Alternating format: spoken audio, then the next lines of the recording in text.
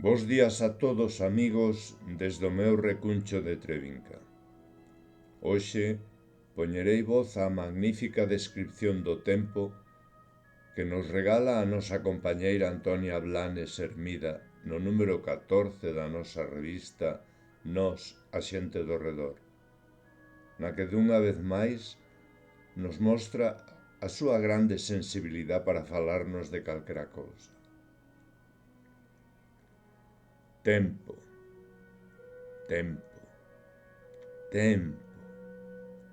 Todos queremos saber o que é o tempo. Vexamos que din os científicos. Tempo, dimensión física que representa a sucesión de estados por os que pasa a materia. Segundo a Real Academia Galega, duración das cousas suxeitas a mudanza, magnitude física que permite ordenar a secuencia dos sucesos, establecendo un pasado, un presente e un futuro, e cuxa unidade no sistema internacional é o segundo. De acordo, hai moitas máis, e ademais todos temos a nosa idea do tempo, tanto físico como atmosférico.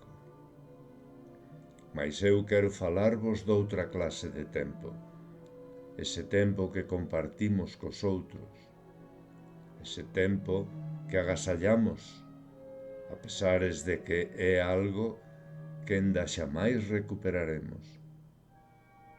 Todo nesta vida pódese recuperar, dunha ou doutra maneira, menos o tempo, que unha vez transcorrido non volve xamais.